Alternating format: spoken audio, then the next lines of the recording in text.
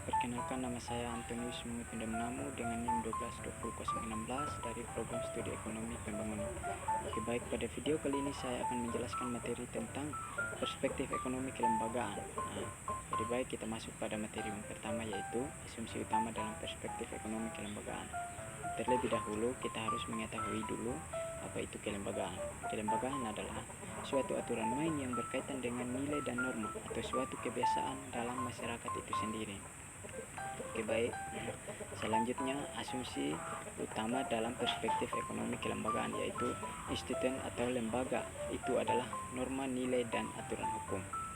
Dalam hal ini, berorientasi pada perubahan berperan sesuai konteks lokal dan diakui karena bagian dari budaya dan nilai yang berlaku dan juga yang harus terikat pada norma.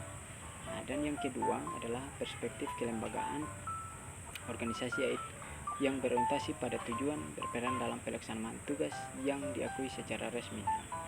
Perbedaan asumsi utama dengan perspektif ekonomi arus utama adalah asumsi utama lebih mengacu pada sejumlah keyakinan dasar atau prinsip yang menjadi dasar dalam ekonomi koefisional atau menekan pada prinsip kepentingan pribadi dan tidak memasukkan hubungan sosial dan struktur sosial, yang mana asumsi utama seringkali berdasarkan pada teori ekonomi neoklasik yang mengasumsikan bahwa individu atau kelompok bertindak rasional dalam memaksimalkan keuntungan mereka.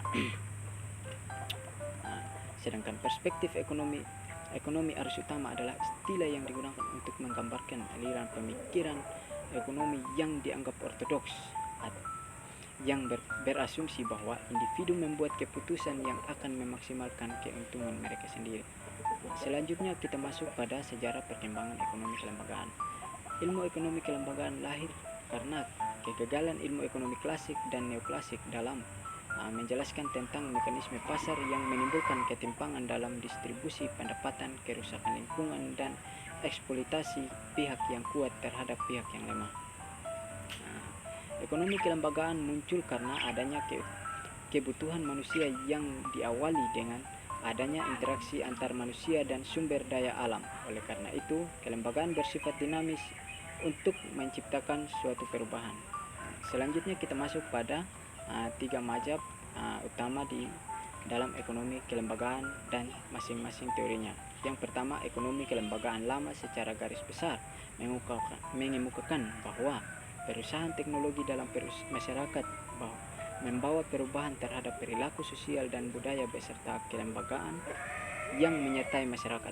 Oleh karena itu, ekonomi kelembagaan lama menolak asumsi bahwa perilaku individu yang akan memaksimalkan kepuasannya dan bertindak rasional tetapi dipengaruhi oleh perbedaan sosial dan budaya yang berlaku saat itu. Berdasarkan teori Gustav Schomler, dia adalah orang pertama yang menyadari gagasan tentang kelembagaan dan juga Theorsten Bunden Veblen, di mana individu adalah makhluk sosial yang akan berperilaku sesuai dengan aturan masyarakat di sekitarnya.